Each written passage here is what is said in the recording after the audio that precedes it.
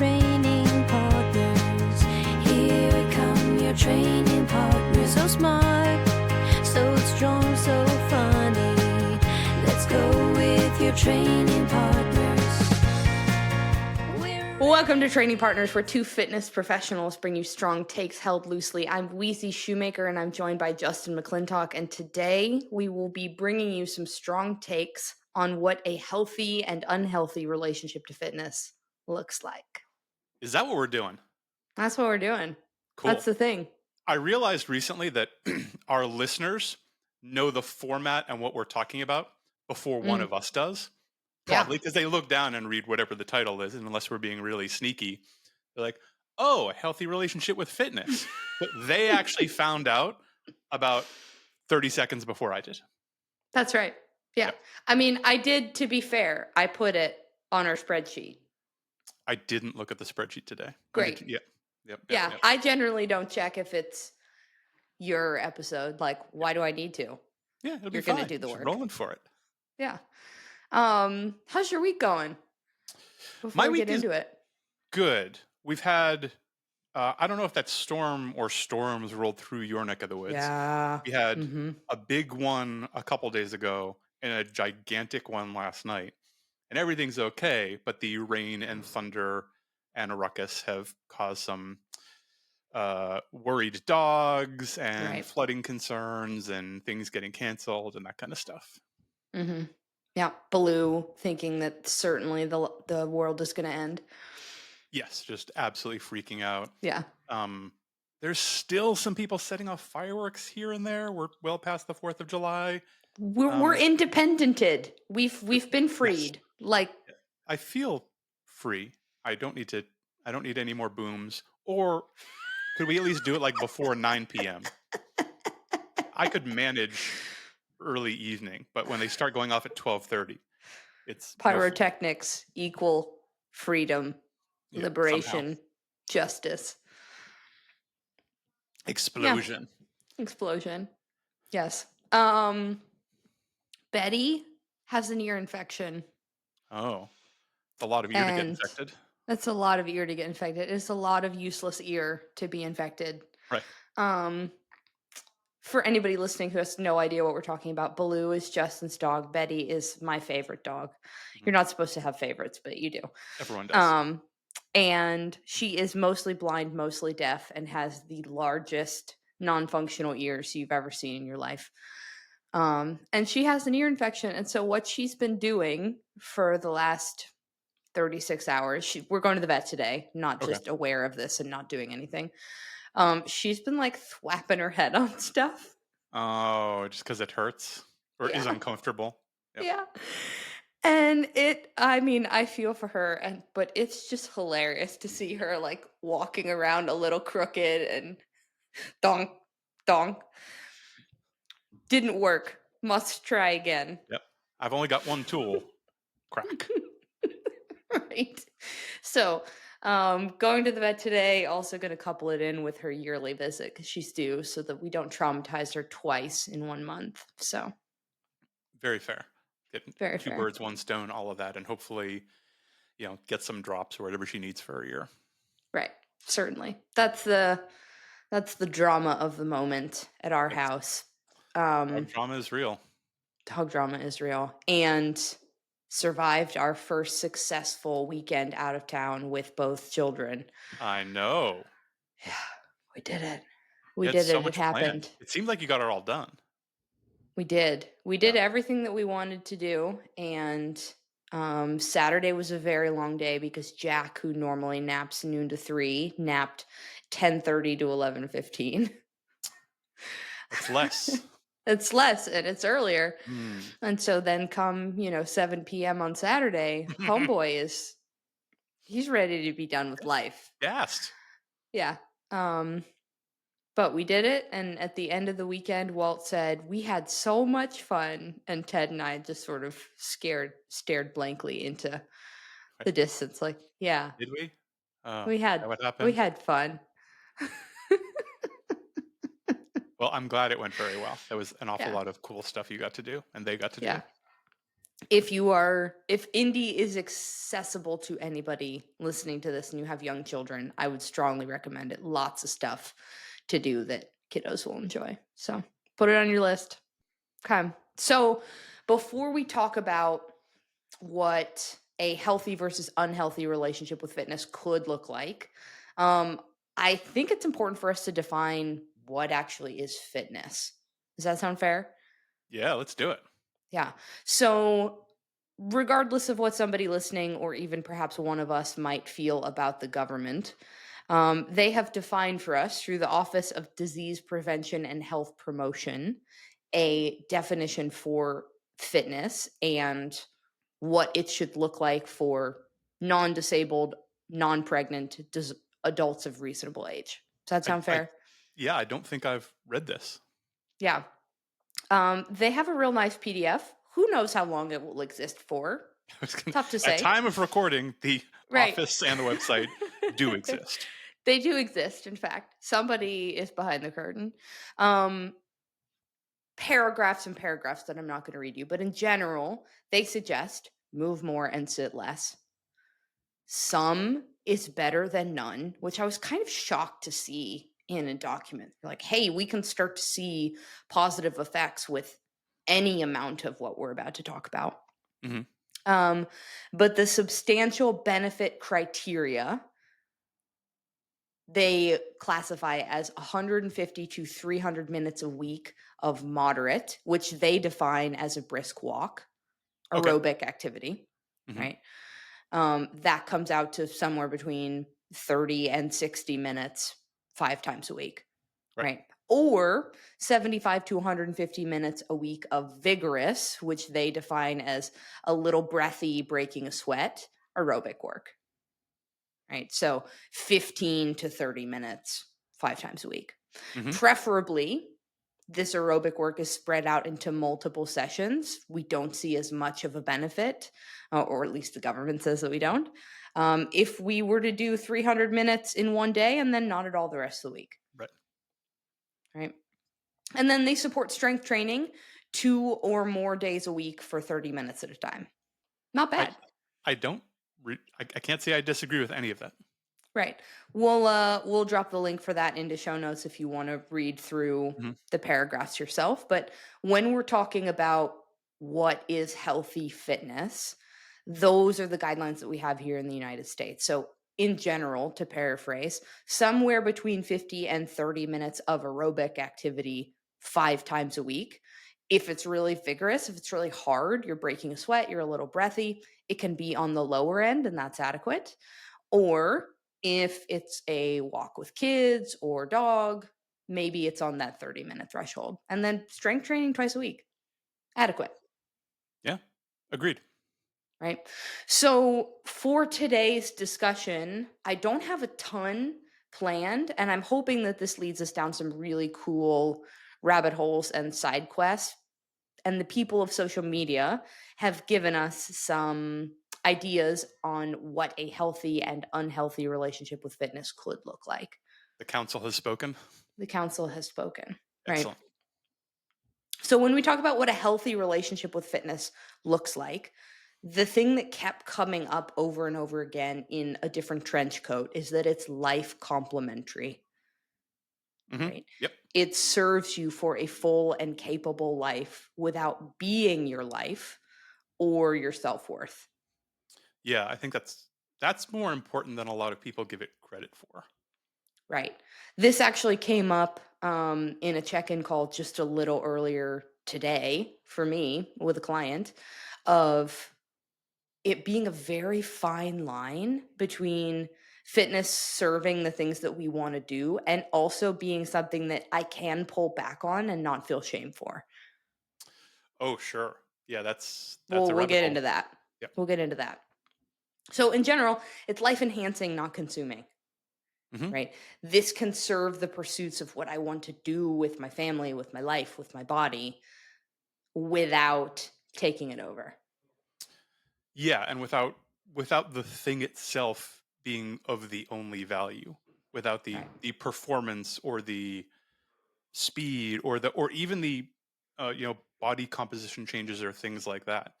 If that's Mhm. the only thing, if that's the only needle being moved or lever being Yeah. pulled, it's not going to work. And that often means a couple other things are probably not particularly healthy. Right. That brings us really naturally into the next one that came up a whole bunch, which is just basically fuck diet culture, Yep. right? I'm able to fuel adequately to do the things that I need and want to do, even and especially if I have composition goals that are smaller. Yes, 100%. Should we, without spending 20 minutes on it, should we talk about what we mean when we say diet culture? Oh. Yeah, but you gotta, like, someone just heard that Ah, and is like, well, what do you mean? what do you mean? Yeah, can you start that? I'm not emotionally equipped to. So when I hear diet culture, I don't think it's a great name for a couple of reasons. Partly because we talk about people's diet, which is just whatever it is you consume in totality, that is your Mm, diet. A diet does not mean you are trying to lose nor gain weight. Your diet is your diet. Is, my dog's diet is mostly dry food and some things I drop and some water and a lot of treats. That's my dog's diet. But diet culture is usually the idea that all all food and everything you consume should be aimed toward your specific body composition goals, overwhelmingly in getting smaller and less and tinier, overwhelmingly marketed towards women. yeah, take up less space. Yes, less space, and the only reason to do these things, including fitness, like the reason that we're eating these things, the reason we're doing this fitness, the reason we pick these exercise, the reason we go this hard, the reason we wear the ring and the watch and the tracker and the all of this is to get a little smaller and get a little quote unquote more feminine or prettier or whatever, however it gets wrapped up in kind of a toxic way. Right. That's sort of overarching what I think of as diet culture. Yeah. And I think what's really tricky about that is that because it is such a subjective goal, you never get there, Yes. right? You can never win, right? It will never be enough. And this is coming from somebody who has struggled over the years with diet culture and with eating disorders, right? I had outpatient recovery when I was 18. And it was never enough, right? Like at a unhealthy 120 something frame, skin and bones, a size 2 at 5'5", right? Like it was still never enough. And so you never get there in diet culture because there's no there and it's constantly based on somebody else's expectation. There's always Yes. going to be somebody who is smaller and better at taking up less space. Yeah, even if they're not real, even if it's all Yeah. Photoshop or fakery or Yeah. AI or whatever, and this is separate from people wanting to lose weight and be healthy or change their body composition or like all of that is potentially fine. Right. Diet culture is takes all of those things, twists it, messages it in a really harmful but attractive way, and makes billions of dollars off of it. Right. When I think diet culture, I think of magazines that I used to read when I was, Mhm. 15 years old. And the example that I hear used a lot is when Drew Barrymore was 135 pounds or something and was called fat.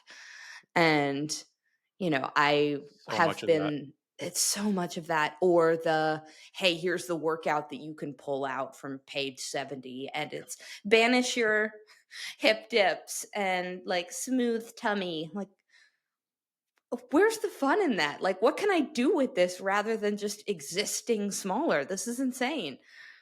Yeah. Develop your beach body. There's still time. Right. Two weeks to lose the fupa. Like, okay, that's where my organs live. Can you get fucked? Yeah. Okay. So diet culture. I'm sorry for the tangent, but I thought that No, was I think that's a necessary tangent. Thank you for driving.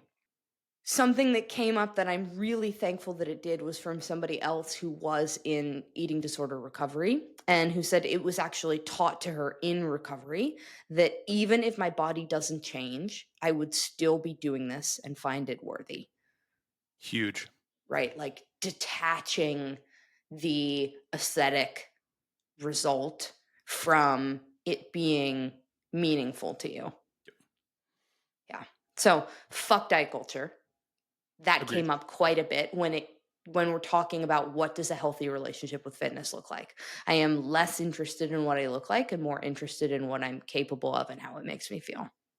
Yeah, and we'll go ahead. No, I'm going to stop. Yeah, I think talk. it's important that we're not saying you shouldn't care what you look like. And I Yeah. often tell me if I have a consult with someone and they don't say one of their goals is aesthetics, like top 5, then I know I'm being lied to because it's on everyone's list. It Right. might be number 1 and that's still not necessarily a deal breaker. But if we Right. can step back and kind of reformat the goal and the goal actually is, oh no, I want to be happy and energetic and feel sexy and perform amazing and sleep brilliantly and be the life of the party and all of these things. Oh, well, let's chase that instead of Right. chasing 115 pounds or whatever the dumb number is. Right. There's lots of ways we can create that. Mhm. That's, first of all, more inspiring, more compelling, more useful, will make your life better. It may or may not come along with weight gain, loss, body composition change, etc. But Right. that's actually going to make your life better. Right. I think it's an important interjection here to say that we also are not necessarily pro or anti um, other things that people might do in the pursuit of composition change, Yeah, right? totally. Um, Peptides, supplements, GLPs, those are kind of hot button issues right now that a lot of trainers are going way out of their way to shame Yes. when it could be a really beautiful complement to the other work that you're doing. Yes, exactly. And if you don't know about it, don't pretend to know about it. Maybe Right? educate yourself, pull in an outside professional. But if you don't know what it is or the background or why it is being used in the way it is, then educate yourself and don't just start yelling at people because Kindly yeah, shut the fuck up. because you don't know. And there's times and reasons for all of that stuff. There's also times and reasons why all of that stuff is a really bad idea. Right. And it depends. It depends. Depends. Everybody's favorite thing to hear when they're asking a Yes, I know. question of a trainer. True. The next one that came up quite a bit is falls into self-compassion, load versus capacity, and pain rules. Hmm. Yep. Right. I have a healthy relationship with fitness because I can have grace for myself when my cup is actually empty. Yeah. 100%. I can navigate a tough diagnosis and determine where's the balance versus where is it too much without the expectation of, but this is what my program or my fitness should look like. Yeah, and it's detaching the fitness from your own self-worth to a great degree. Right. Being able to do the things I want to do without the fear of pain. Hmm. Huge. And this came up a ton. Able to press pause or dial back without shame when life is a little bit lifey. Illness, vacation, stress at work, a move, etc. Right? Able to pivot a little and not experience shame for that. Yeah, and that's I think that's an huge indicator of your relationship. If you can't Yeah. pause, if you can't stop, if you can't, I forget who I was watching an interview with, but it was two, big deal trainers essentially, and one of them was talking about how he trains every day at 5 a.m. and it's really hard, but he does it because he likes doing hard things. Right. And the interviewer said, "Okay, I don't think it's hard, and I don't think it's hard for you. I'd like you to take 2 weeks off from the gym." And the guy went pale. Oh well, I can't. But if he's like, you're not going to lose your gains in 2 weeks. You're going to be fine. Hmm. Just don't go to the gym for 2 weeks. That's hard. Right. And if that is such a part of your identity and your self worth, or we're narrowing in on some potential problems. Right. A potentially problematic relationship to fitness. Hmm. Um, in the client call that I had a little earlier today, my client is coming back from a full week vacation. Sweet Also with young kiddos, lots of stuff doing with kids. vacation. Um, right, vacation, parenting somewhere else. Yes. And she was able to celebrate that. hey, actually, all of the things that I've been training for, being able to be on my feet all day, being able to run after a toddler, being able to carry a toddler on one side for a long distance. Um, I was able to do all of those in this week. And so she had some workouts written because that was something she asked for, Mhm. right? Hey, I would like to keep my foot on the gas. I would like some things to change in this week that I'm out of town. And she ended up making the decision, no, I'm actually doing plenty throughout the day. I don't need to carve out this extra time to go and work out because my life is now my expression of fitness. That's huge. That's a big win Huge. for a lot of people. Yeah. And if you're hearing this and you think that sounds really easy, that's cool. It's not Yeah. easy for a lot of people. Yeah. Yeah. Particularly people who have come from like a no days off background. Yeah, 100%. That's yeah. I always Right. get concerned when clients going on vacation and asking for workouts is fine. And I've Yeah. even, oh, you're going to this hotel or this resort. Like, I'll do some research and make sure I know what the facility's like or things like that. There's Yeah. lots of ways to do that. I found some tips and tricks. When people start talking about how they're going to try and pack something, I think I can bring a kettlebell. Uh, no, you're not gonna bring We're a not going to kettlebell do through that. TSA. Like, you might get it through, but Right. what are you talking about? We are not Right. bringing a kettlebell on vacation. If you want to bring a band, okay, or a jump rope, okay, Sure. I can manage Sure. around this. But we're not packing your home gym up. It's gonna be okay. That's hilarious. I have had some folks bring like a dumbbell to a cabin that they're driving to. I think that's maybe a little Yes, different. yes, for sure. But yes, if your life on vacation is a physical expression that is greater than your life at home, that actually probably can Yeah, be your workout. yeah, you're doing it. You're Remember what doing the it. point was? Right. The whole point is to Mm, have a more vibrant life that you can say yes to. yeah. Go say yes. Get out of the gym for Yes, 1 week. you're supposed to be out there. It's the whole Right. thing. That's why we Right. do all this stupid stuff. Go do the stuff.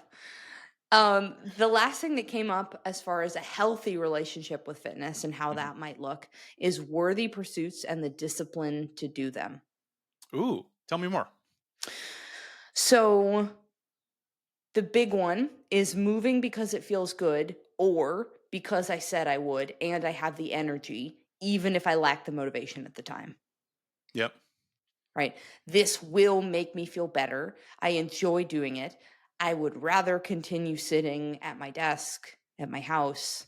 I would rather put in another load of laundry. I would rather finish up this last email, yada, yada. I will feel better when I do this. And so I am going to have the discipline to execute on it. Yeah. And sometimes it's just eating broccoli, and Yeah. that's okay. Right. That can actually be a little bit of a win, like, because doing that regularly is good for you. It will lead to all the stuff on the other side. And the other side of that coin is, if you're only doing it when everything is right and things feel great and it's going to be super fun and it's all You the right won't. stuff put together and the weather's really good and you slept really, like, what I just named 9 days a year, Right. when it's all going to be there, and then it all falls to pieces. Even the government says you must spread this out. You Yeah. cannot, I'm not a math whiz, but you can't decide I'm going to train for 24 hours, 9 days a year, and No, that will be enough. it will definitely not be enough, Definitely not be and it'll enough. mess you up, 18 days a year. Right. And then the other one, which came from somebody who is more from a competitive bodybuilding background, is having genuine fun with workouts, including goal setting and goal chasing.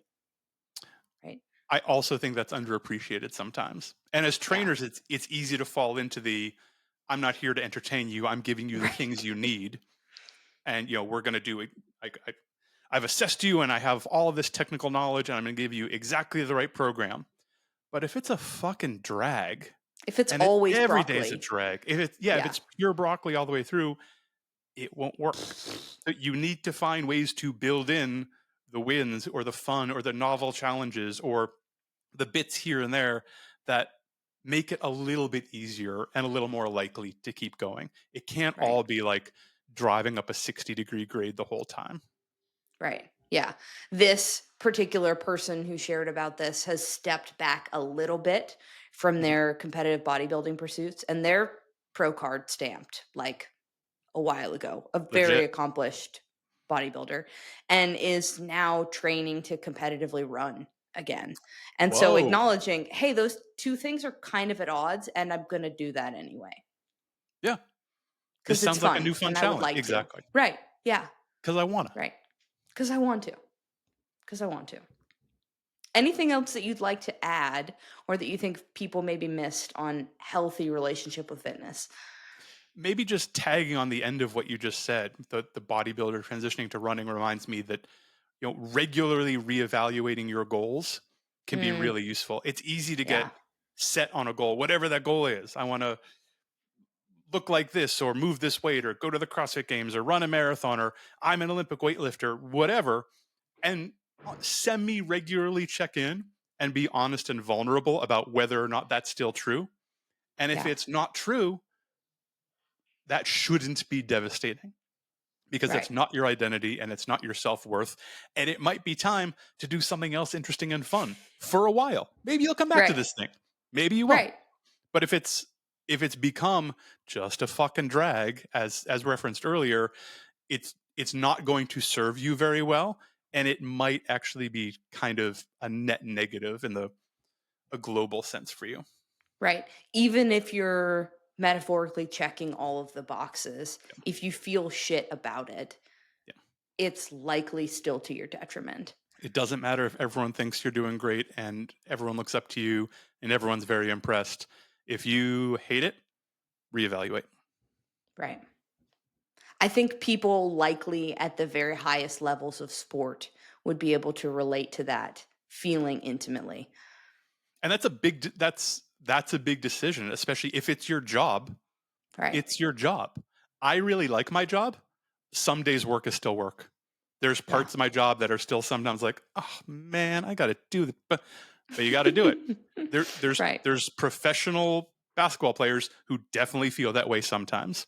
I got Mm. to go play a game at that stupid arena. I hate that town. I hate those people. I'm tired and I'm sore and I just want to go. All right. I'll go live my boyhood dream. Fine. Like that definitely is happening all the time. That's a great example. What do you think the town is that the players hate? Philly. If they're visiting, if they're home, 70% chance they love it. Yeah. Yeah. Philly will turn on its own in a second. I believe that's true. Yep. I believe that. Okay, unhealthy relationship with fitness. Not unsurprising. Diet culture, Yeah. right? Behaviors like earning food, behaviors like body dysmorphia, behaviors like avoiding fitness altogether due to preconceived ideas of who it's for. Ooh, that's a good one. Yep. This idea that fitness is transactional, right? It's a means to an end, whether that end is burning off calories or creating a smaller body, Yep. right? Troublesome, unhealthy. If you are somebody who relates to those feelings, I would encourage you to seek support for that because it is a very, very slippery slope to an eating disorder. Yeah. And observing that. I mean, I've had private clients and worked with people with very severe eating disorders, and you need other professionals to help with that. Which Right. I was fortunate enough to be smart enough at the time to know that. Yeah. But that those are situations where I can say I can handle a big chunk of this, but if you're not also willing to work with a mental health professional and a nutrition Right. professional, like someone who has a license that they practice under, then we Yeah. can't do this and we're all Right. going to talk to each other, and you have to be okay with that. And I We're know going to talk like about you that's a big for your ask, betterment. Yeah. right? But you need a team because so much of that behavior, and I know you know this, but it gets so easy to lie about it, and that becomes Oh part of yeah. the just like lying about what you did and what you ate and what you how you slept, and all of those things Yep. become kind of automatic. And recognizing that up front and having a team that can work around it is important. Right. Totally agree with that. It so fundamentally is lying to the people around you to conceal behaviors that you're ashamed of, and perhaps lying to yourself until you can't anymore. Yeah, and it's people, if you haven't had firsthand experience with it, or close experience with it, you might be shocked how far people can kind of get and Yeah. not realize where they are. Right. That was a good little side quest. Thanks for bringing that up. Of course. Mental tug of war, rooted in obligation or resentment, and shame at deviating from the plan or missing days. Yeah. Right? Yeah. I have to do this, or I must continue doing this. I have an obligation to do this. Somebody who has to use their body for their employment might get stuck in this a little more than somebody who might not, right? Hmm. Somebody who's a professional athlete, somebody who works in some branch of law enforcement or military, right? I don't want to pass this PT test. I don't want to train to pass it, and I have to. And that's really hard. And there's also lines in there where they get blurry around health, right? If you're Totally. if I've had it with a bunch of military people or military related people where it's, hey, this PT test is coming up. I have to do 2 miles in this time. I have to do this many sit ups. I have to do this many push ups. If I don't do that, I don't get to go on. So now Right. it's part of your job. Now Right. that's sort of divorced from health in a degree. They're Right. doing it because of physical competence. We're as long as we think it's healthy and ethical, then yeah, we're going to make sure you can do that. We're also going to do other things, Right. but we're not doing it because I think it's the best thing for you, or you definitely need Right. to be able to do, 50 push-ups in 5 minutes or whatever the metric is. Mhm. This is required for your livelihood.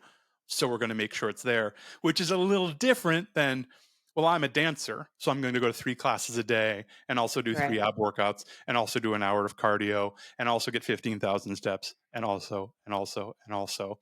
And that's when you can say, you don't, 9 of those 10 things are probably not required, right? Right. And probably not serving you in the ways that you think they are. No. Even if all of your colleagues are doing that, like there's a lot of Right. culture in various places where this stuff gets baked into. Right. And then the last one that I think is extremely heavy to potentially unravel is poor self-talk, guilt or shame around fitness or not fitness, right? When it's related to fitness, that was a bad run. I had a shitty workout. I didn't do as well as the person 2 stations down from me, right? I experienced tremendous shame around my performance. Maybe it's in a competitive environment, maybe it's not, right? Mhm. Maybe it's just a group class where it doesn't matter, nobody cares. Or guilt or shame around not being able to check the boxes for whatever reason. It could be anything, right? It could be deadlines at work, it could be an injury, it could be a child or parent who is in need of extra care, and something about your fitness needs to change for a period of time. It does not serve you to feel guilty or shame yourself for that, Yeah, it doesn't. There is no positive to that, right? There's right? no positive. It's not going to uh, that quote unquote tough talk isn't tough. It's just negative and harmful. So Right. you're just adding stress and making things worse. Even if all you want is to get better, be faster, be stronger, do better, be able to show up more, that the negative talk is literally dragging you in the other direction. From Right. just a pure logic practical standpoint, don't do it because it's bad news. I've Right. also found sort of a slightly inverse here. The negative self-talk can keep people from fitness. Well, Yeah. I'm not like I'm so fucking fat. I'm so fucking slow. I'm not. You know what? I'm not going to run club. I'm not going to go to run club again. until I feel better about myself. Like, well, hold on, man. Like you, Yeah. you told me that you feel good about yourself when you run and you run a lot. That makes you feel, yeah. But I can't, I've gotten too slow. I can't keep up anymore. So I'm going to do something else until I'm good enough to participate in fitness or Right. go back to the CrossFit or go to the Orange Theater, or even if you're just doing solo stuff, right? I can't bench press 225 today.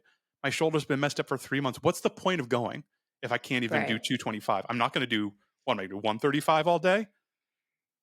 People are going to know. Like I used to be strong. No. I'll go back when I'm good again. And Right. 3 months goes by where see earlier government guideline. I didn't know we'd reference government guidelines so much. Some is better than none. Some is better than nothing. Like Right. there's so much you can do that is useful, but your negative self-talk is getting in your way and now very actively dragging you in the wrong direction. Right. Something that I say a lot to myself and also to the people close to my circle is that your pursuit of perfect is hindering your progress. Right? Take it back to, if everything has to look perfect, you're going to train 9 days a year. And So, I wonder if you found this so often that perfect, especially for people in training a little while, is rooted in a memory they have of something they used to do or they did once upon a time. That's just a yep. lie. They're just Yeah. wrong. They're completely misremembering the situation and what got them there and the training, the training journey that led to that great week or great month or great competition or great whatever it was. And they're just wrong. Like they're Right. incorrect. Your memory is a Right. lie. Most of our memories are not that good. People can't remember what they ate 6 hours ago. You're chasing something that not only is it unlikely to happen, it doesn't actually exist. Right. Yeah. It's a fantasy, a Yeah, fallacy of memory. completely. Yeah. Anything else you would say about poor self-talk? Just that when and if it happens and you catch yourself, make sure you don't do negative self-talk about having negative self-talk. Yeah. Because and I've done this to myself. Like, God, what are you doing? Like, you're supposed to be fast. You're supposed to be a fitness professional. Hey, man, what do we talk about negative self-talk? Stop being so mean to yourself, you idiot. And you're like, wait, no, we're doing the same thing. Like, it's just like, I think it should just be a slight course correction. Up, we're over here. There you go, buddy. Up, like a toddler, like careening toward a wall. Like Right. you're still allowed to run and walk. I'm just gonna turn. There you go, Yeah. buddy. Okay, yep. Up. No, that's still a wall. Okay, up. Yeah. The wall's still there. Okay, there you go. There you go. Just a gentle Right. course correction. To a toddler learning to walk, you wouldn't be like, "Why can't you fucking walk in a straight line?" Is that Okay, what you that's not call helpful. walking? I'm appalled. Right? No, sit down. Not until you You're can do not it right. Not you're until not you can meant do for it right. that. Yeah. Yeah, okay, that's gonna go really well. Yeah, Sit down until you figured out how to walk. That's what you sound like when you say, "I'm too slow for run club. I'm gonna wait until I'm faster." yeah. Completely agree. Hate it. Hate it. So, Chris Shallow submitted Yes. something Okay. that I think is a beautiful umbrella for everything that we've talked about already. You ready? Born ready. Whether you can't live your life because you're not fit enough, or you can't live your life because fitness gets in the way, that's unhealthy. That's very well put. Very well put. I hope he listens to this so that he can hear that. I thought it He was may well. beautiful. Yeah. Yeah.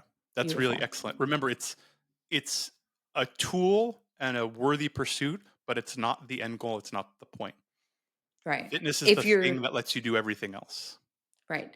If the pursuit of your fitness is just for the sake of your fitness and not for other things, we would encourage you to create a bigger life, not a bigger fitness. Yeah. Because that pursuit that you just described is incredibly fragile. Yeah. And when it falls apart, when a small chink in that armor can be devastating. And this is when we see people lose their identities or get really pulled down or have their self-worth decimated because now they can't accomplish X task or they're not the best in the class or the fastest or whatever the thing is. Yep. Yep. Heard that. Yep. Been there. Any tie-ins Anything that we should add to this? I feel like that's a nice bow on it. I do too. I'm interested to see how people feel about this because I feel like everyone has stories. And I think Mhm. it's also useful if you don't have stories. That just means you probably haven't been training terribly long. Yeah, Everyone goes through these things. Like everyone everyone. has at least a grazing association with unhealthy fitness behavior. And Mhm. ideally, it's just a grazing association. And you learn something from it. Oh, Right. I tried the carnivore diet. I felt really bad and it wasn't good for me. And my doctor yelled at me and I started getting faint and it was weird. Okay, that was dumb. Right. Maybe I don't need to go to extremes. Cool. I don't think you're a bad person for trying it. I think you're a better person for recognizing that it's not healthy and correcting your behavior. Yeah. It would be cool if we didn't have to bounce off those extreme walls because that's where some of the danger lies, depending on the diet culture or the crazy diet or the crazy fitness regimen or things like that. But you're going to make mistakes, Yeah. and that's how we all learn. If you Right. feel like you're making a mistake or you would like to talk to someone about, hey, I'm concerned this might be unhealthy and I'm not sure, I would be down to have those conversations Oh, off the yeah. record. We're not going to like not publish, not for content, like just DM us or try and set up a call or whatever you want to do. Yep. And I will totally audit some stuff for you. Likewise. I think that brings us to something that I hadn't considered is that a lot of people who work in the fitness industry are not on the healed side of the spectrum. And No, so if you're somebody who engages heavily with fitness content and you feel like it related a little more to the unhealthy side of the pyramid, um, that's maybe somebody to unfollow or mute for now because that's not great point. helpful rhetoric. Great point. If that's your influence and those are the people you Yeah. keep coming back to, recognizing that it's really hard. I put my shirt back on in like 2018 or 2019 because I Mhm. felt I had a period where I was really happy with my body composition, really happy with weightlifting and gymnastics. I was in a CrossFit gym that I worked at. It was really hot Mm. in the basement. I had my shirt off when I was training because it was incredibly hot. I started getting a lot of feedback and a bunch of followers and that kind of stuff. And I realized that I had started to do things because they were going to look awesome on video and Mm. really like, oh no, I'm going to do my L sit over in this part of the gym because the lighting's really good, and it's going to make my yeah, it's everything's just going to pop and look and people loved it, and I had to take a step back and realize that that was the reason I was doing it. Not Right. because it actually served my fitness, not because it served the things I wanted to do with that fitness or any of that. And that was it was a blow to my ego that I had let it get that far. Like I felt so stupid. I was very much a grown up at this point, right? Right. And but I felt good about recognizing and kind of being able to step back from that and just move on to other stuff. And it's okay. There are absolutely people who have built huge companies and followings and businesses and Mhm. empires on small parts of them. A lot of time it's their appearance. That's really hard. I asked Yeah. Marcus Philly about this once and it didn't go very well. But I basically said, how do you feel? Because you're the face of the company. Every single video is you with your shirt off. You look Yeah. amazing, doing cool stuff. I like your philosophy. I like your company. I like the way you train your coaches. I like the way the stuff works. How do you feel? What's that pressure like of having you being shredded be a keystone to your company's success, especially employing all of these people and it supports your family and all of that stuff? And he didn't like the question at all. And the other people in the chat attacked me. But it was one of those things where I was like, I wonder how. I'm And asking this isn't like genuinely. I genuinely love Marcus. He's incredibly cool. Yeah. Please don't tell him I'm talking about him. Everyone's going to do that now. But I was wondering what kind of internal pressure, because I've talked to other people, kind of the face of the organization before, Mm. about what that's like. And a lot of them wish they didn't have to do that all the time because they feel Mm. intense pressure to show up as this kind of a person and this aspect of their personality and their body and their knowledge. And there's so much more than that. They Mhm. can't be that all the time. They don't want to be that all the time. but they've created a little bit of a golden handcuff situation that isn't always easy to navigate. Yeah. That I would might be edit all of extremely that out. heavy. Yeah. You can do whatever you like. I appreciate that. I don't think you should edit it out. I think it was worth listening to. Okay, I appreciate that. Anything you want to tie onto the end of relationship with fitness, healthy or unhealthy, that we haven't dove deep enough into or maybe talked about? I think it's important to remind people that having a healthy or unhealthy relationship to fitness does not determine your worth as a human being or make you good or bad. All of us are going to have biases and undercurrents of things that are helpful versus maybe not a little helpful, things that we observe from teachers, parenting, siblings, coaches, the barrage of social media now. Nobody is going to be perfectly healthy or perfectly unhealthy, and neither of those things make you either good or bad. It's just an encouragement to nudge in a healthier direction and notice if things crop up that are moving you down an unhealthy pathway. Seek the help that you need. Maybe you don't need help from somebody else, right? Maybe these are things that you are able to confront in yourself and you feel that you have the tools to do that. Excellent. And also, you might need some support with this. Yeah. And I think that something really important you said is that checking in and that noticing. Yeah. Just kind of taking stock and trying to take a step away from yourself and observe the situation. Mm-hmm. If a good friend of mine was doing these things, would I be concerned? Would I be supportive? Is there anything I would maybe suggest they change? Oh, okay. Right. Interesting. Maybe I'll try and change one of those things. I think that's a good place to close. Should we do a segment? Does it have sound effects? Yes. Fuck. Fine. But I think you're going to like it when you hear what it is. Okay. Is it Taylor Swift? I spent hours building a quiz about different fitness modalities and coaching programs and what they give and what they cost, and like super high end hours digging up all this stuff. And then I wasn't happy with it. So I wrote a Taylor Swift quiz. Perfect. And as an outsider, I'm not anti-Taylor Swift, but I know her as much as anyone who's heard her on the radio knows. I would There's not lore. dare to call myself a Swiftie. There's tons of lore. So I don't know if I've made this hard enough or if it's going to be laughable. Great. Let's find out. I narrowed it down to 8 questions. Some of them are kind of multi-part. Okay. Taylor Swift was famously discovered at the Bluebird Cafe. I have 3 questions to go along with this. How old was she? I think she would have been 15.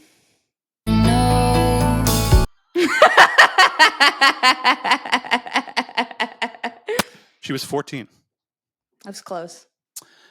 I'm so excited that I've made this hard enough. Excellent. She had her first performance at the Bluebird Cafe. She played 3 songs. What are Name all the set 3? list. Mm-hmm. Get out of here.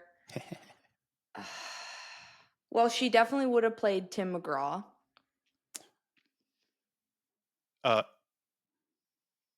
Okay. I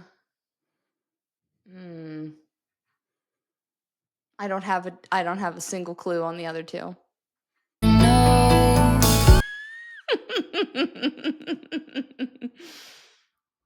It was Beautiful Eyes, Me and Brittany, and Songs About You. What?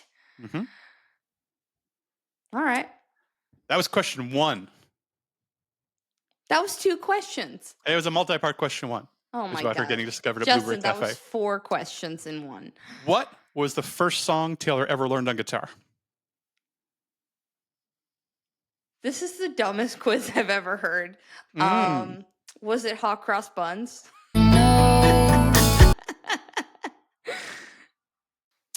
It was Kiss Me, Sixpence None the Richer. Oh, that's very fitting.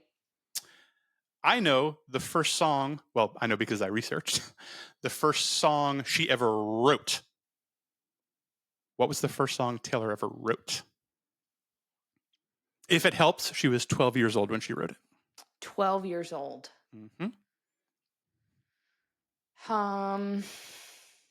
This is definitely going to be wrong. Sweet. Maybe Stay Beautiful. It was called Lucky You. Oh, pardon me.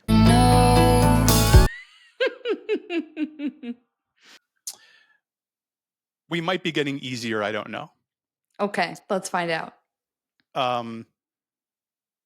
Taylor, the song Our Song, the song titled Our Song, Yep. Did something really specific on the Hot Country Songs chart. She became the first person to do this. Do you know what it was? Oh, the youngest to be at number one. Yes. I'll give it to you. She was the youngest to, she was the writer and performer of the number one. The youngest person to be the sole writer and performer of the song. Right. Not to have it co-written. Exactly. What was Taylor's grandmother's profession? Maternal grandmother, if that helps. She was in showbiz. Oh, yeah. Marjorie was an opera singer. Yes. Correct. At age 14, Taylor Swift wrote a novel, 300 pages long. I believe it's still not published. What is the name of that novel? It might be something Secret Garden related, but I could not tell you the name. It's called A Girl Named Girl. Wow. Very poetic. I have a cat named Cat. See? Seems like an in. Right. Question number 7. Taylor Swift has a connection to the Rihanna song This Is What You Came For. The song was written by Nils Sjoberg. I don't know if I'm pronouncing that right. It's Swedish or something. Sjoberg. What is the connection? So she was dating Calvin Harris at the time. She is credited under a pseudonym on the song. That is her pseudonym. Taylor Swift is Nils Sjoberg. Yep. Oh, sorry. Yes. Final question. Taylor Swift made history at the 2024 Grammys because she won Album of the Year for the 4th time. Name all 4 albums. And as a bonus, I'd like the year she won. Oh my God. 4 Album of the Year Grammys. Well, Rep didn't win. We know that. So we would have Midnights. I believe Folklore won Album of the Year, which was notable because it was an alternative album. Red and Fearless. 3 out of 4. Knowing, before I press a button, knowing it's 3 out of 4, is there one you would like to change and swap another one in? I would swap Red in 1989. Yes. 4 for 4. Well done. Thank you. I think you got 3 out of 8 correct. Wow. Incredible. I'm overjoyed that I made a hard enough Taylor Swift quiz. Good job. Thank you. I was writing this being like, she's going to laugh at me. I don't know. Yes, I am not an OG Swiftie. I was a fan in high school and then dated a gentleman senior year of high school and freshman year of college who was very anti, and I allowed that to influence my likes. And then I remember like flooding back into the fandom after he and I broke up. I'm back. I'm back. I'm so sorry. I'm back. I'm sorry. He was trash. Y'all were right. You were right. She's incredible. Yeah. It's hating Taylor Swift, I think is legitimately a red flag. Oh, Like, yeah. I can get, I don't, well, now in order to make this quiz, I bought 2 more songs, but I think I have like 4 or 5 songs. Uh, Mm-hmm. and know all the songs people know and bop along to it, and it's fine. Mm-hmm. But I don't get hating. Right. I can understand not enjoying all of her music because I Sure. don't enjoy every single one of her songs. There are some skips for me. Yeah. But hating her on principle when she is clearly talented in any one of the ventures, right? Yeah. Singing, songwriting, producing, um, directing, Yeah. right? Like, certainly at one of them, you have to agree that she's at least decent. And if you can't, I think you just hate women. Yeah. And like the worst kind of contrarian misogyny dressed up as I'm being interesting and special and different. Like, Right. no, you can't. Let's no. Like, it's fine. No. You don't have to like Star Wars, but it's fine. Like, you Right. you can't hate it. That's Right. weird. Right. You have to acknowledge its cultural significance, even if Yes, it's not something that you would choose to engage with. totally. I'll have a nuanced conversation about anything with anyone, especially if I know enough about it. Hmm. Um, there's lots of stuff that I'm a passionate fan about, but would immediately be like, "Oh no, I understand why you don't like it. That makes total sense. There's so much bad stuff about it." Like, yep, Right. yep, you're right. Yep, but I like it. That's fine. But to hate it is bonkers. Bonkers. Bonkers. Don't hate stuff. Don't hate people. Don't hate women. No, don't like use your energy for something useful, for God's sake. Yeah. Talk about a healthy relationship with like yourself and the planet. If you use your energy for hatred, bestie, I hate to break it to you. That's anytime I get like a hate comment or something online, my first response is always sympathy. Like, oh Right. man, your life must be so terrible and so small and so Right. painful to be spend your time doing, and not in a mean way, just like, oh, what has happened to bring you to this point where Right. you're showing up and yelling or making fun of me on the internet? Like, God, You certainly don't have anything that would be a better waste of your time than being this is mean it? to Trying to me. like poke me and see if I'll get upset or cry or Right. something? Like, that does it for you? You have some needs that I can't fulfill. Get a hobby, friend. Yeah, and maybe a therapist. Both. Well, this has been wonderful. Agreed. This has been Training Partners. I'm Wheezy Shoemaker. I've been joined by Justin McClintock as always. We'll see you next time. Bye, team. Here come your training partners, so smart, so strong, so funny. Let's go with your training partners. We're ready to shine together.